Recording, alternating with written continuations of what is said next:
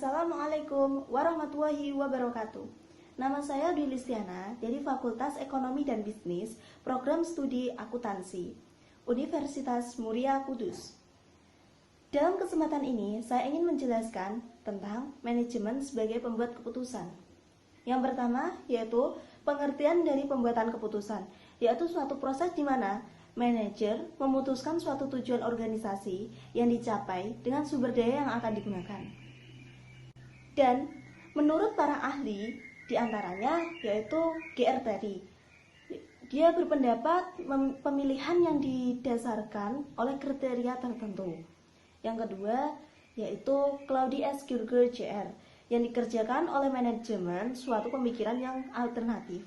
Yang ketiga yaitu Claude S. Gallagher Jr. Horoid and Crickle and O'Donnell, yaitu pemilihan secara alternatif mengenai cara bertindak secara singkat.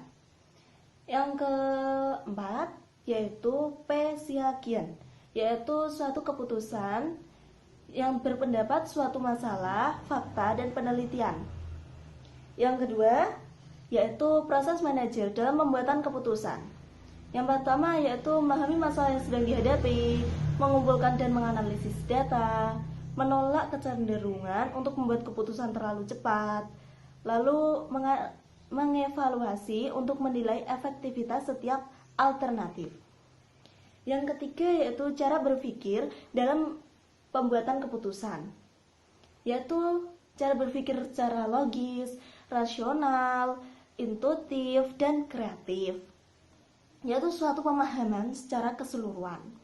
Dan yang kedua yaitu kebutuhan yang tinggi untuk menstrukturkan informasi kebutuhan yang rendah prosesnya, banyak pembicaraannya. Yang kedua yaitu upaya dalam sebagai pembuat keputusan, yaitu mengambil inisiatif dalam hubungan dan tujuan, lalu memperoleh alternatif yang relevan banyak, esensi dari kegiatan suatu pengambilan keputusan, lalu suatu langkah implementasi dan evaluasi guna membersihkan implementasi tersebut.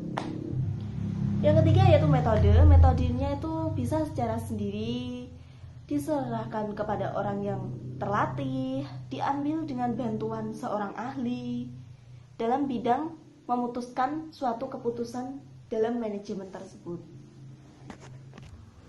Gaya yang harus dilakukan dalam pembuatan keputusan diantaranya yaitu gaya yang dilakukan oleh pemimpin, meningkatkan komunitas dan dipegang secara bergantian. Langkah-langkah dalam pembuatan keputusan diantaranya yaitu menganalisis situasi yang tidak beresiko,